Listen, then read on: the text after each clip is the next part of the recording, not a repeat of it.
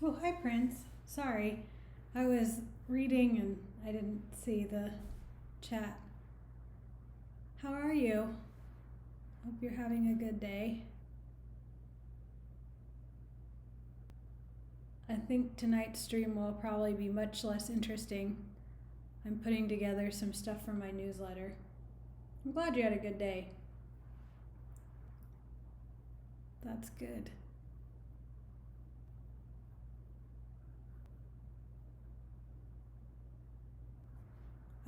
I'm doing stuff for this newsletter and I don't narrate what I'm doing when I'm writing very well, like at all. So there's that.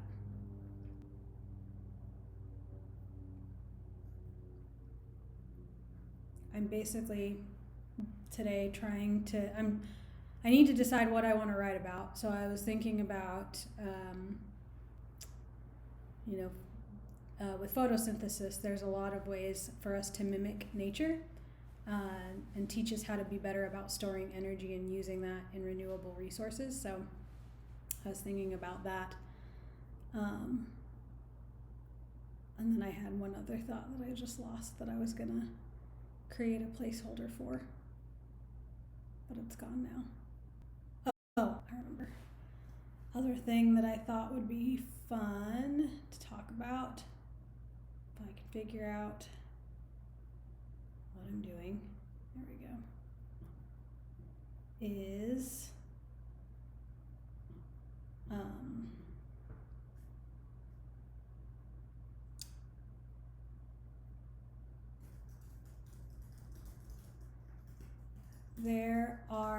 there is some research coming out of the University of Oregon where they're using microorganisms to eat plastic.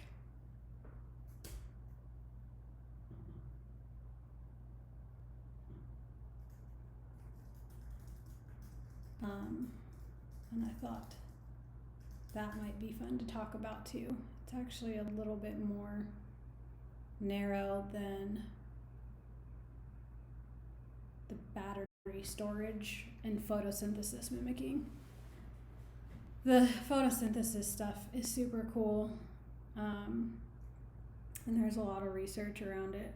Like, basically, how do we mimic what plants do in order to store energy from things like solar panels and stuff like that.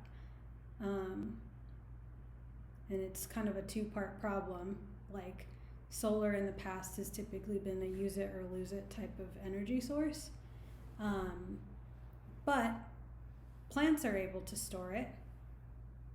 Like take the sun, use it, and store it for energy later. Like, otherwise we wouldn't have, the plants wouldn't be able to survive in the winter and like continue to eat and get food during the winter. So they're creating energy and using it later. So there's a way that we could translate that to our own solar powered, to like batteries for our own solar powered stuff. This is talking about algae. Yeah, so like basically letting the plants do the, like, create the energy for us.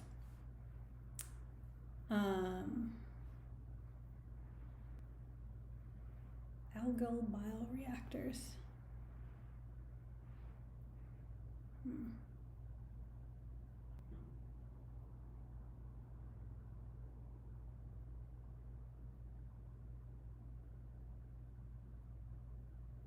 Natural photosynthesis is only 1% efficient. I would like a link to show me that this is true. Whomst among you has said this?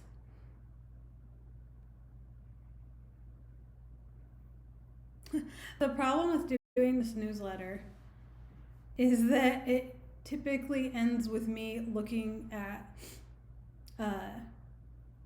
research studies, like academic research studies, and there's like a whole other language that's used in academic research papers that I'm like, I think I understand this.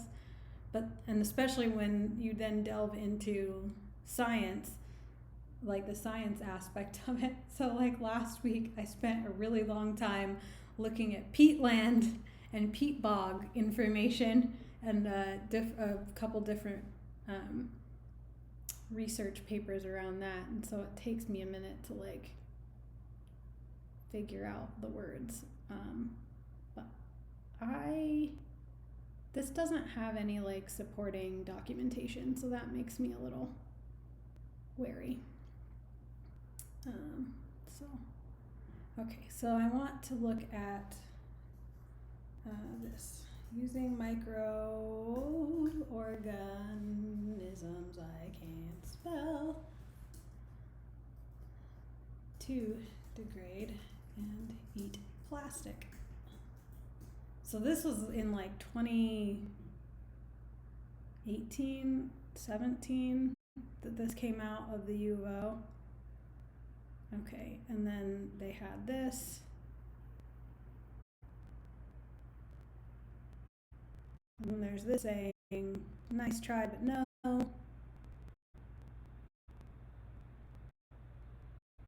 Yeah, the University of Oregon, I think. And I think there were two. There was one at the University of Oregon, and then there was one in Japan that happened by accident.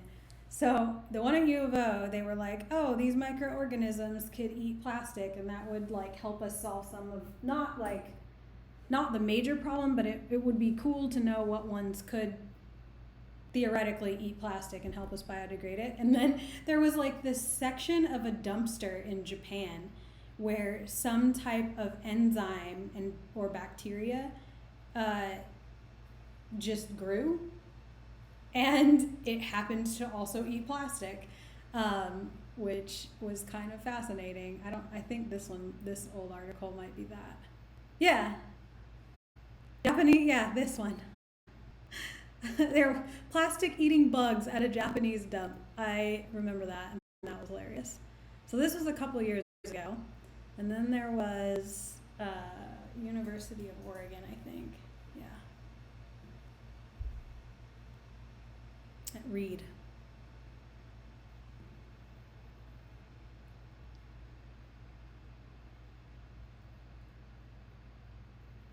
So this was 3 years.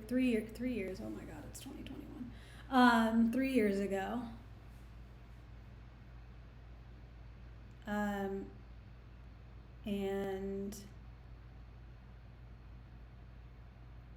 she basically started to see if she could identify if a bacteria could eat plastic and like what one it was. And here we go. Substrains: Pseudomonas putida, Bacillus cereus, Pseudomonas morganensis. Ooh, morganensis. Oh, she named a bacteria after herself. That's amazing. How fun is that?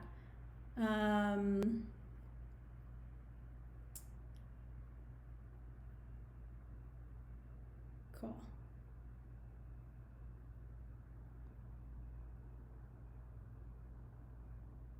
So I don't know if there's updates on that, but that would be cool. But this was 3 years ago. And then, how do I get off of this page?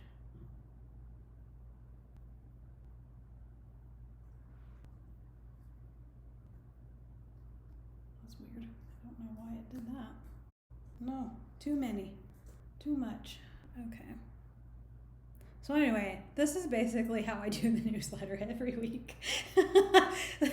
I just have an idea and I start to research it, or I have my Notion doc Notion doc, my Notion board, and these are all the articles I've read in the past few months that I've saved.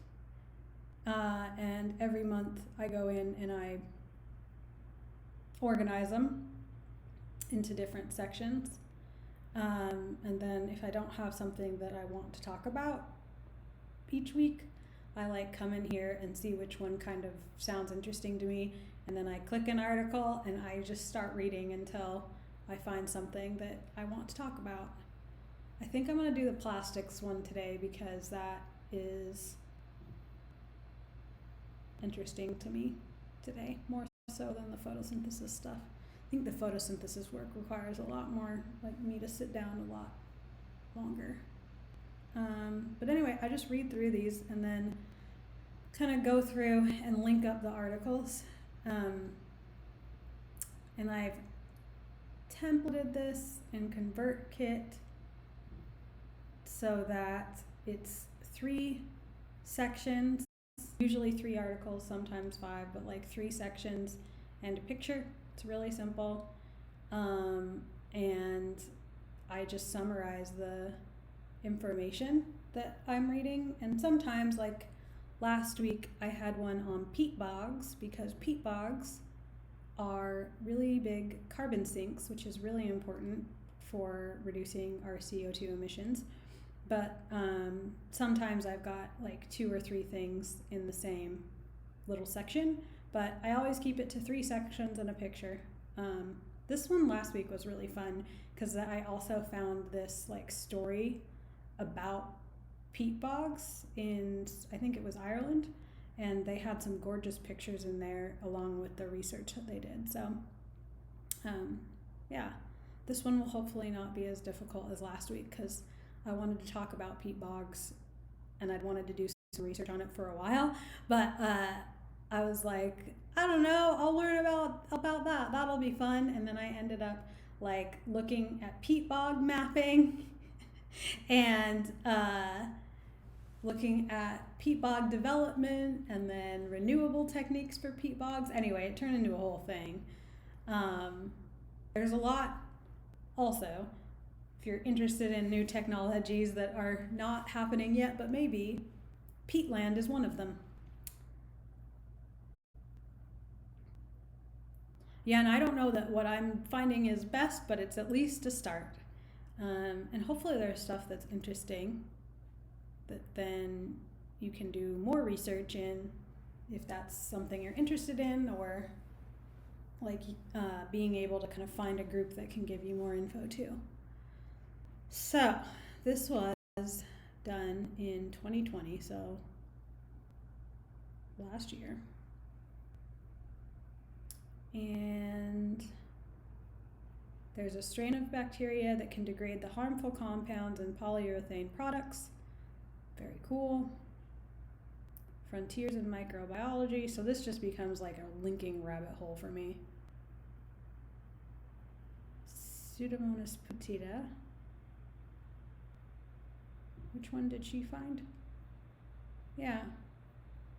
So they're working off the strain that she found, or that she identified could do it. So that's interesting.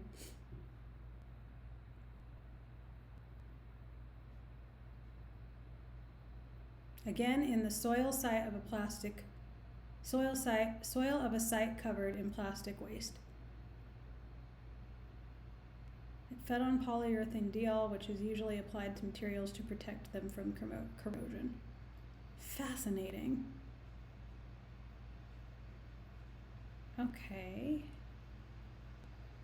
The bacteria can use these compounds as a sole source of carbon, nitrogen, and energy.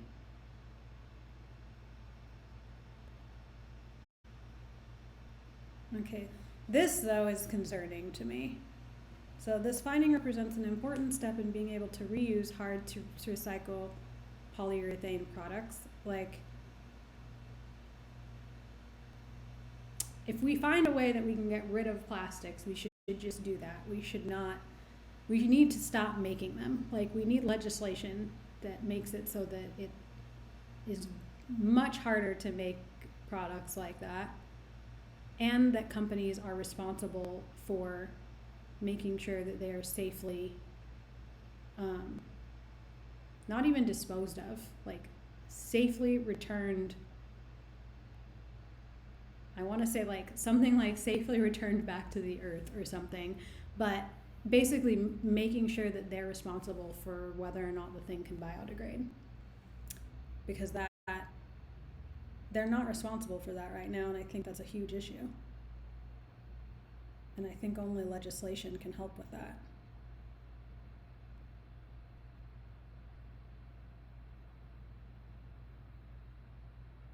Oh, interesting. Ooh, bugs.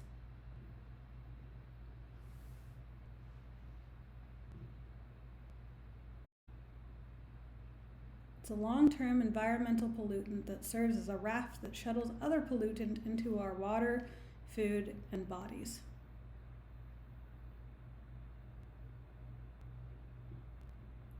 Yeah, and I think it's important here to notice, like it says, and because microbes don't care for it, it accumulates as plastic pollution in the environment and in the food chain.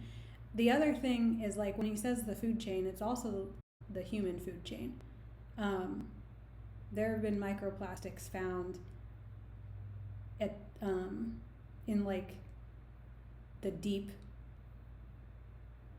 in deep trenches in the ocean. I need to find the link what my friend sent me, but he sent me a link about it where they did this deep sea diving expedition, and there was still plastics down there, and like it ends up in the food chain for all of us.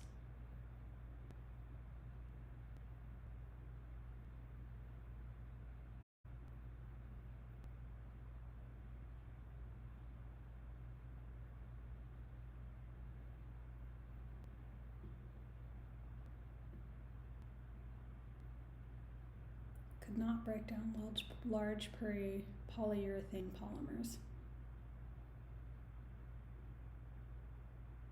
Okay, that's interesting. I'll save it.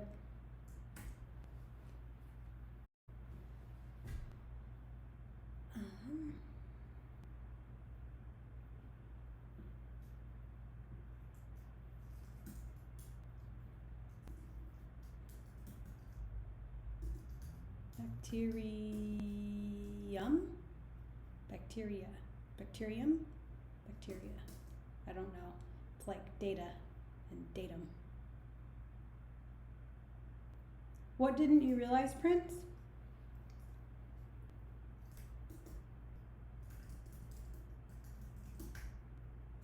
That eats and metabolizes.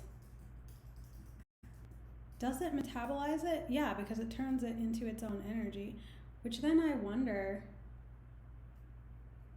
Oh yeah, Prince, they do find their way all the way back. It's terrifying. It'll be interesting, not in these generations, but probably 3 or 4 generations past us, when we're able to like look at the effects of plastic for longer than 1 or 2 generations, to see how much of it is literally inside of us. Because they, if animals that are in conservation, if they do autopsies on them, they find plastics in them too. So anyway, they're closer to sources of plastic than we are, but we eat the things that are close to sources of plastic, so they get into us as well. So bacteria that eats and metabolizes plastic. So I'm gonna do this. I probably won't be able to write this whole thing on the stream because I will need a break and to think about the words that I want to use.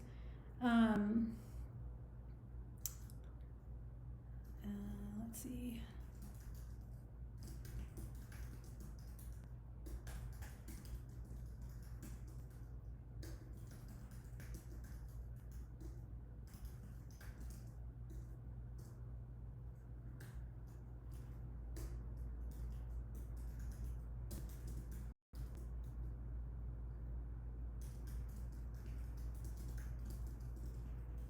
It's not it's not surprising to me though that they found um, they found something like by accident in the dump in Japan, because like things evolve, right? Bacteria evolves just like anything else. So I typically just kind of pull these together and decide which ones I'm actually going to use, and then I do a little paragraph. I don't want to use all three of those. What else is like adjacent to this that I want to talk about?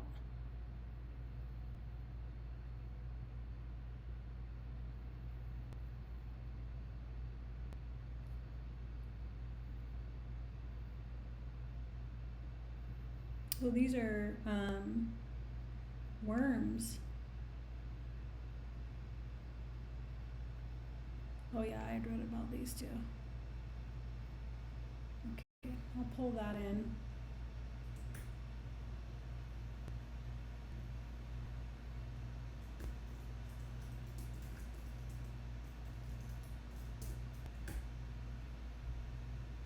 Like, think about how much, like that's a whole new industry right there. You know? Just that is an industry. 4 articles and a new industry where that like is able to produce and safely send out bacteria that can eat and metabolize plastic. Like there's an ecosystem industry for you. Like, so cool. Okay. Other thing I want to know is plastic alternatives. So a few weeks ago, I wrote one about I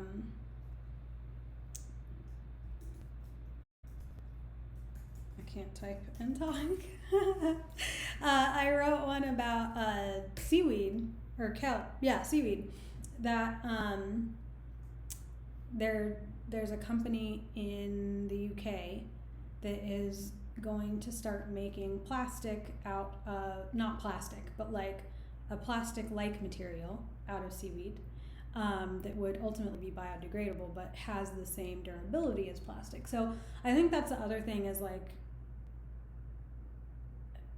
plastic is made from fossil fuels, right? We need to reduce our fossil fuel consumption, period. Like there's just we are at a point of no alternative right now. Like we need to do it.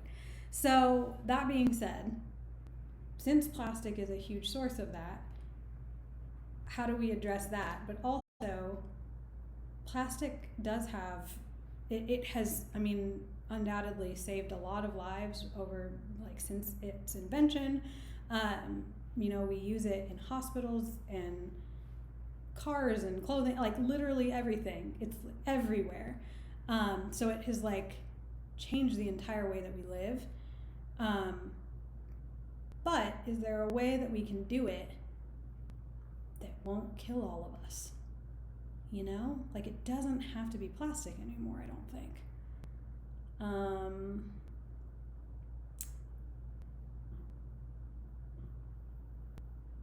apologize for my terrifying tabs here. I'll get rid of them before it gets too scary.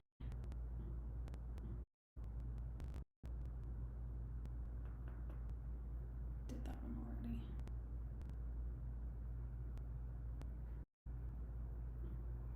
So EcoWatch is kind of fun. I go here every once in a while. It's a little overwhelming because they show everything. Oh yeah. So another thing that is super cool and that I love the idea of is a circular economy. So you know how I said earlier, like companies need to be responsible for what happened to their product at the end, like how it's disposed of or recycled, or like I suggested, returned to the earth. That is called a circular economy, where we're not only thinking about how to source it and how to create it, but also what happens once it's bought, used, and disposed of. And in a circular economy, at least in my opinion, that's where companies need to be responsible for like the end of that circle and closing the loop. But yeah, so bioplastic proponents think that having bioplastic is a key for a circular economy, which that makes sense, like making sure that we can actually do something with, or like get rid of the stuff that we need. So, olive pits, okay.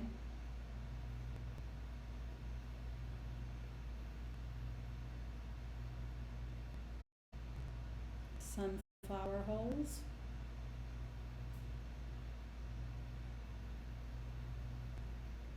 Let's see what this one is.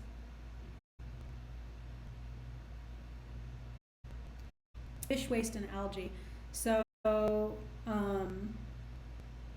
that's the other thing is like I don't think that we're paying enough attention to what's happening in the ocean and like how we can use, like how could we responsibly maybe farm seaweed to make plastic like material.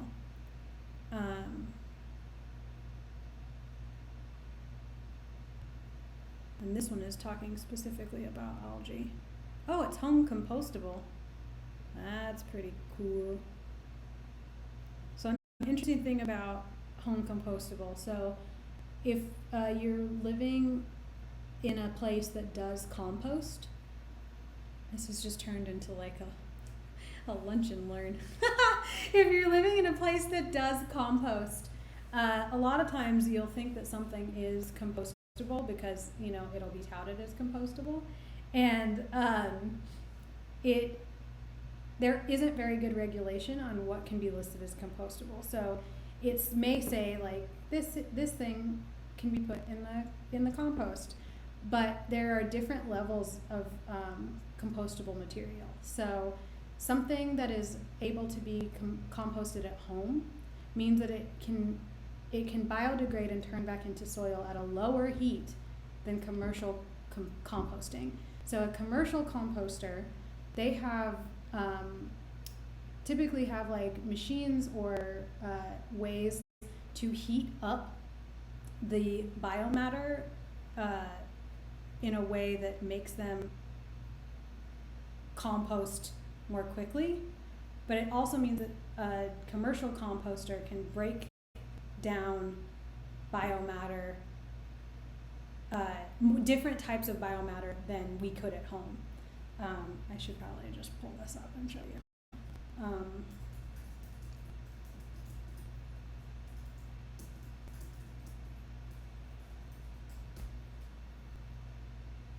Industrial composting. Yeah, so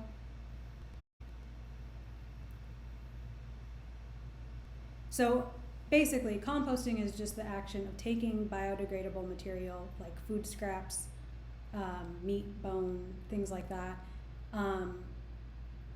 applying enough heat that it breaks down to organic matter, and that is how we get soil. So when you're composting, there are things that you can compost at home, and there are some things that have to be industrially composted because of the heat applied to them. And I was going to show you that, but I don't know. Here it is.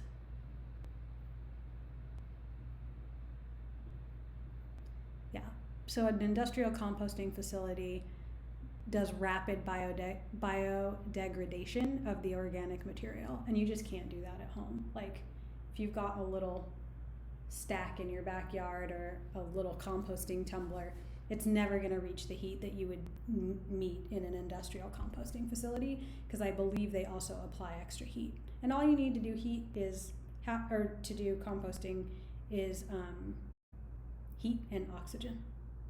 So anyway, composting, it's how we get soil.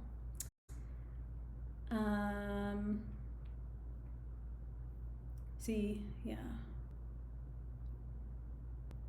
The conditions and The conditions and temperatures for home composting will not break down PLA bioplastic products and isn't suitable for meat, fish, or dairy.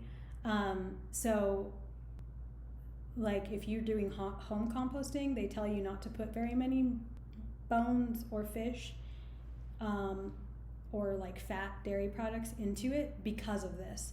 And it's the same with the bioplastic. Like the facility where you're composting has to reach the right heat in order for it to break down. So, full circle. Having something that is home compostable is actually really amazing, and 4 to 6 weeks is what you would expect to get from a home compost in order to turn over your soil and actually be able to pull out a good batch of soil. So within 4 to 6 weeks is like, that is a reasonable time frame at which you could make soil from your compost. How did I get down this path? Bioplastic. Okay, we're still talking about that. We're still talking about plastic alternatives. That's where we are. Oh gosh, okay. Plant sugars. Okay. 100% bio-based. Oh no, not a new window. Shit. Bio-based beer bottle. I'll look at that later.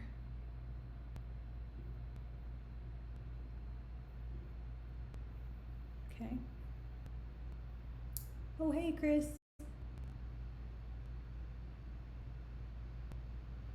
Mushrooms. That's not surprising. Our understanding of mycelium networks is like just beginning, so there's probably so much more that we could do for mushrooms once we understand them. Did you know that a mushroom actually isn't a plant? It's not. Mushrooms are fascinating. I bought some mushrooms that I could grow at home, and I have not started them yet, but they're so cool. Okay, so mushrooms have more of a leather substitute by emulating the collagen structure of animal leathers. That's really cool. One of the coolest things that I saw a couple of years ago was in the Cooper Hewitt Design Museum, and it was a design and nature collaboration. And for years I have been saying that graveyards are, like cemeteries, are a waste of space. They are bad land use practice, and we should be, if we're going to bury people, we should be planting trees and creating forests. In my mind, that way you have a living graveyard, which sounds weird, but it would be really cool if you were to go and like go to a cemetery to remember somebody, and instead of going to a gravestone, you're going to a forest.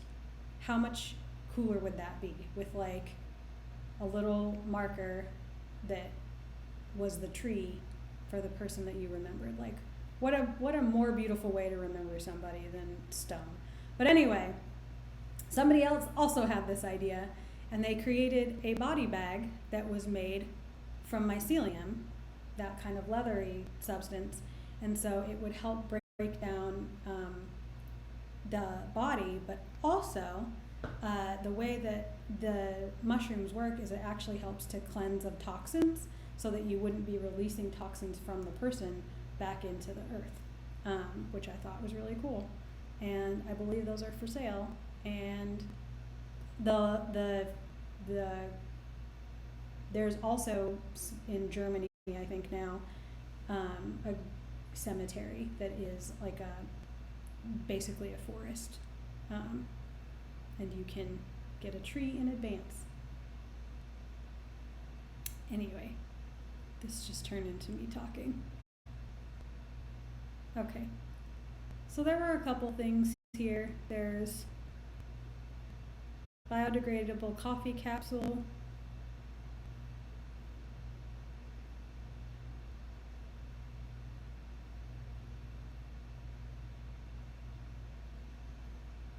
That's really cool. Maximum period of 6 months. I feel like they should tell you what the heat needs to be at, because that's important.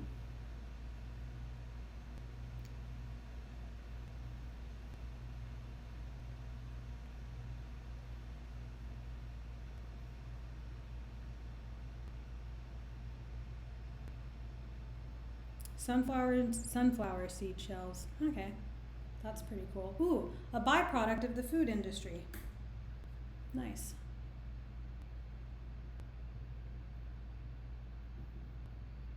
Ah.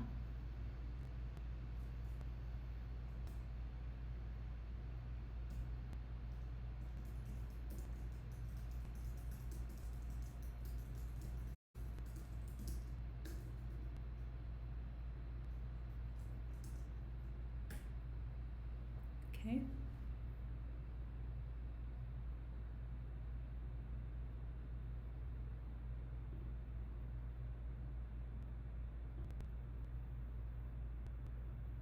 And let's see what this is. Paper bottle project.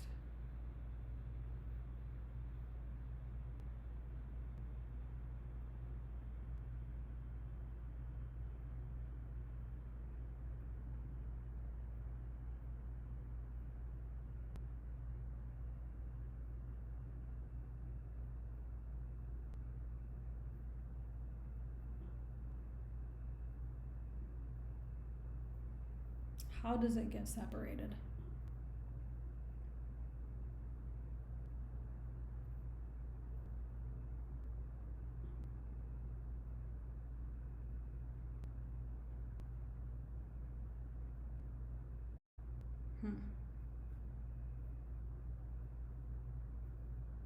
Avantium. Sounds like a company out of the Marvel comic universe.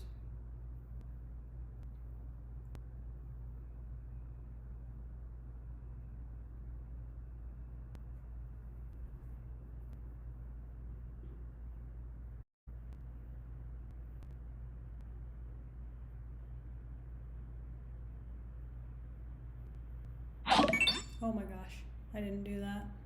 There was something on this site that made a noise. I hate it when they do that. Oh my gosh, my heart is racing.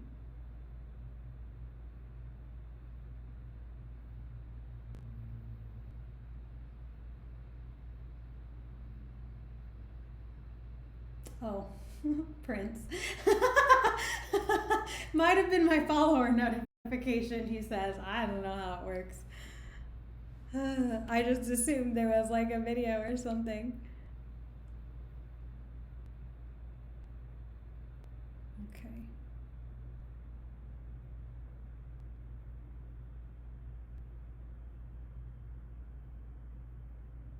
These scientists are very happy. Look at how happy this dude is. He's like, yeah, science. These shots are very funny. Okay, that's not what I wanted. I want to know renewable polymers. That's what I want. Oh my gosh. No, PEF. That's what we want. PET is the plastic that we don't want. Probably this and the renewable polymers. Man, this isn't... You really gotta know what you're doing on here, don't you? What is YXY? Who's to say? So it's not made for people that are just browsing around.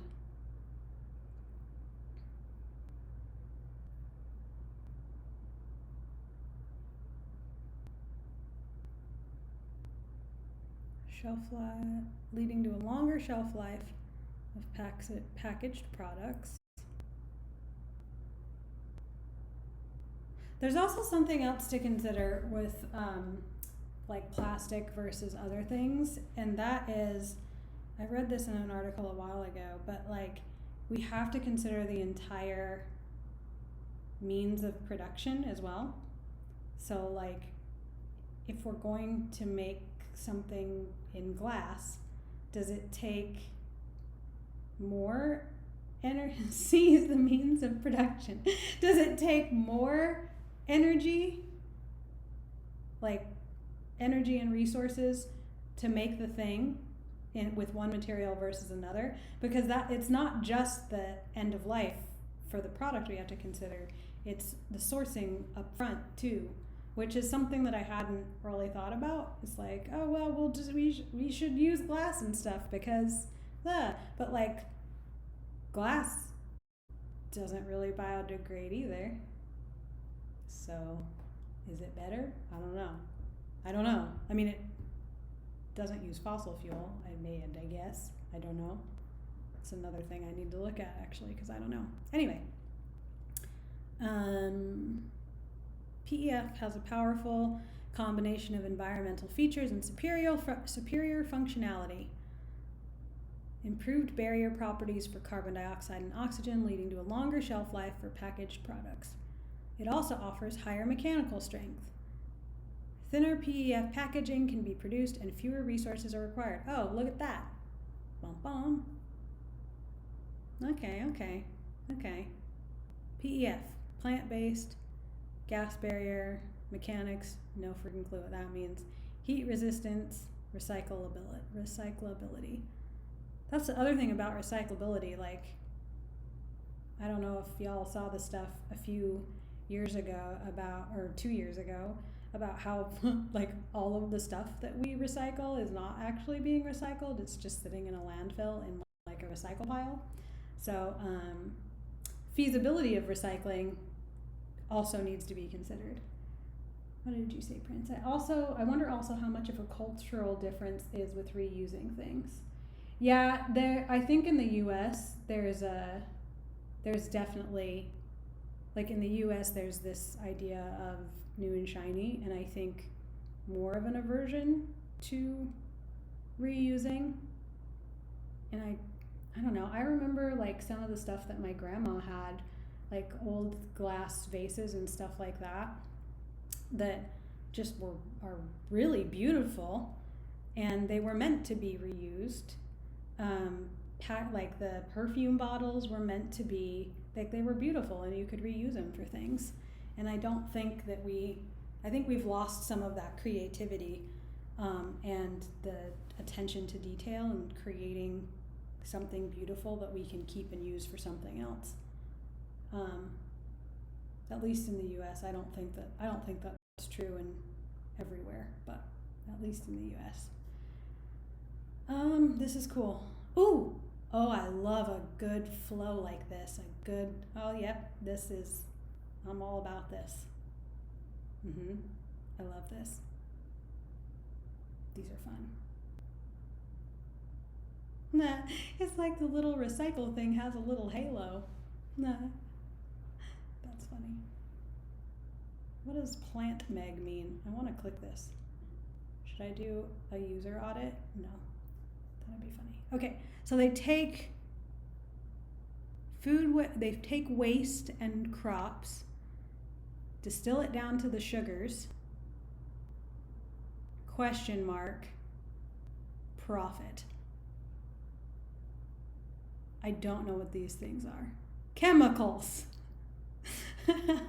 Okay, this isn't as good of a flow as I thought. I guess they apply the chemicals to the sugars to make the PEFs, but the chemicals help it still maintain its recyclability. I'm not into recyclability, I gotta say. I want assurances around recyclability. And then notice they say degradable, not biodegradable. That's interesting. I'm not gonna click this. I feel like this might be hype. I think this might be hype. How does it get recycled? This is science stuff that I don't know, but.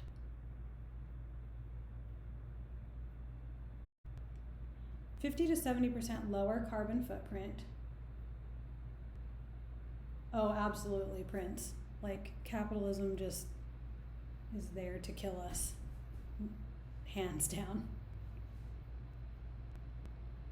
And it won't even kill us quickly, it makes us suffer first. And watch others suffer too, which is great. It's super cool. Allowing light on yellow text, y'all. Somebody get your accessibility experts on the phone. I do not think this meets accessibility standards. That is not enough difference between the text and the background.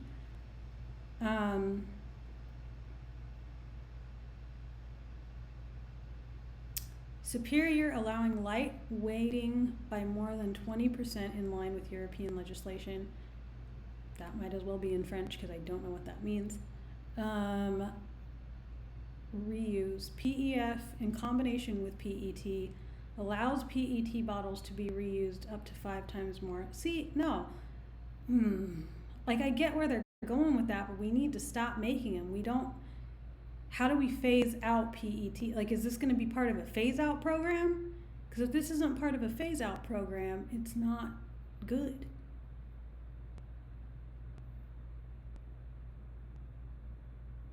Degradable. What does degradable mean? Degradation tests show that PEF degrades much faster than PET under industrial composting conditions.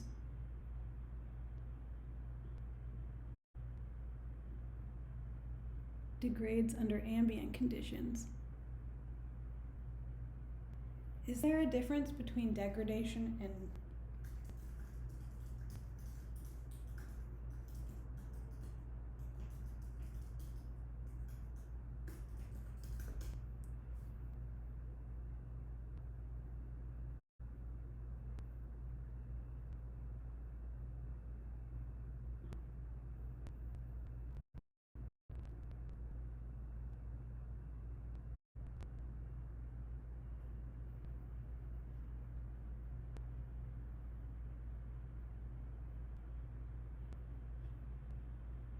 accessibility? They can't even do recycling.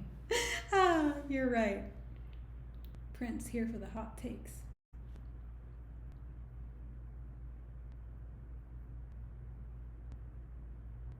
I don't know if biodegradability and degradation are technically the same. I would need a scientist to tell me. Or a better Google result. Google! Perfect. Look at that. Answer for everything. Oh, it's even got a pretty site.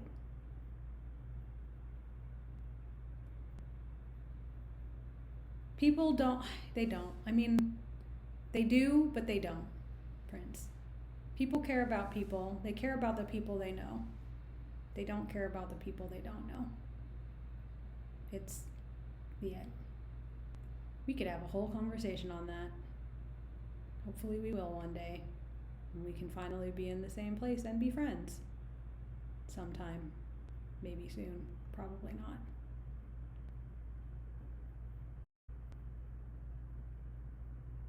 What does home compostable mean? Well, we know now what that means. How does it compare to just compostable? Does it degrade? Does that make it biodegradable? You're asking all the questions that I want to know. Who is this person? Good job, person. Okay, it just means that something breaks down. Technically, all plastic is degradable plastic. See? Using fancy words to cover up what they're trying to do. That's not okay. You can grind it into a fine powder. This all counts as breaking down the plastic and technically degrading the plastic. Oh, hell no.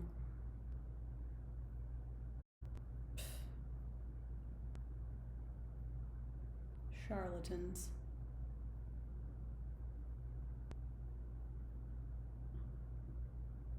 Oxo-degradable plastic. And now we have microplastics. Oh my God.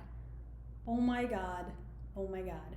These methods will make the bulk of the plastic appear to disappear. However, the small particles which are produced by this effect are still small pieces of plastic.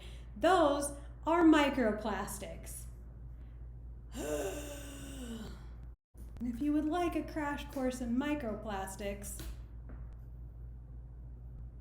here you go. It's horrifying. Horrifying. Oh my God. I need a drink.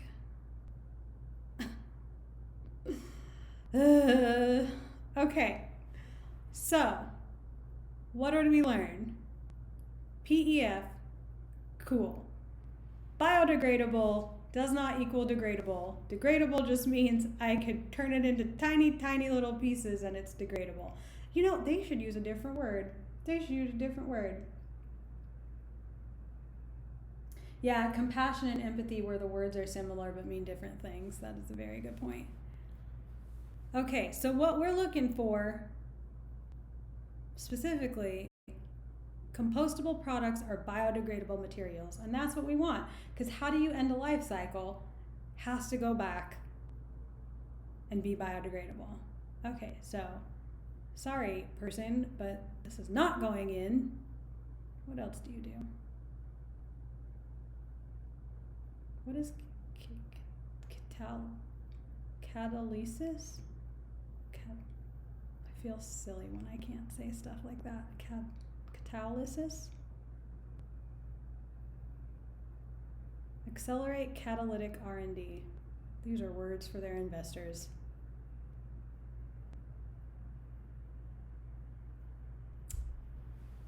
Florence. They just got word salad and put it together. Oh boy. Okay.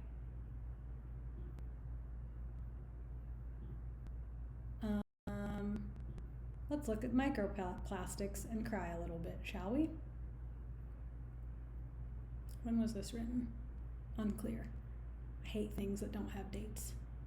Put dates on stuff. Jeez.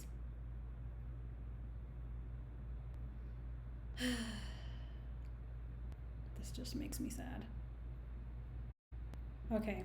Less than 5 millimeters in length or about the size of a sesame seed. So this is what gets in fish and other marine life, and then we eat it, and then now we're part plastic.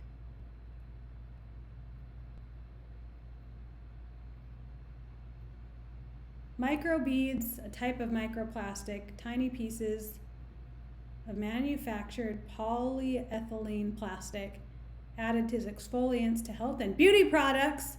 Oh God. Oh God. Oh God. No! These tiny particles easily pass through water filtration systems and end up in the ocean and Great Lakes, posing a potential threat to aquatic life. Oh my God. Well, I knew about microbeads. I didn't know that they were a type of microplastic. And I also didn't know that they were in toothpaste. Ah. Okay, well.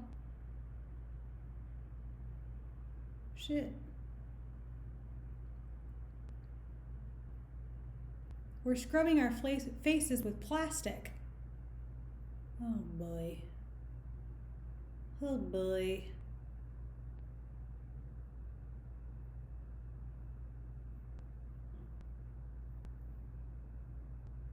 Oh.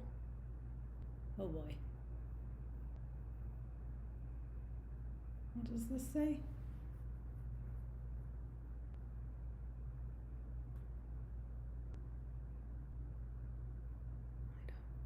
Okay. Prohibition against sale or distribution of rinse-off cosmetics containing plastic microbeads. Oh. Cool. But did it work? Unclear. Oh, banning plastic microbeads. Cool. So, one step, small step forward, I guess. Maybe check your toothpastes and face wash. Okay. How far? What do I got? Where's my thingy? What do we got? We got bacteria that eats and metabolizes plastic. So we've got these three. Worms that eat plastic, and plastic alternatives with sunflower seeds. So that'll be 3. These 3 are going to be combined into one. This will be one, and this will be one. And I think those are my 3, and then I gotta find a picture. So anyway, I'm not gonna make you sit here and watch me write this, but this is, I'm sorry, Prince. I didn't mean to give you nightmares. Don't worry, I'll make the newsletter, if you're on it, will be not scary, I promise. The newsletter will be honest but hopeful. I can't read too much, like the scary stuff. The whole reason I started this was because I was terrified reading stuff, and I needed something that was at least a little hopeful, because I needed to see that there was even just a tiny bit of light at the end of a very, very, very dark and long tunnel. So anyway, it will be hopefully a hopeful newsletter. But yeah, I'm gonna take these and I'm gonna put them together into one newsletter with my 3 sections and my picture. And it'll go out on Thursday.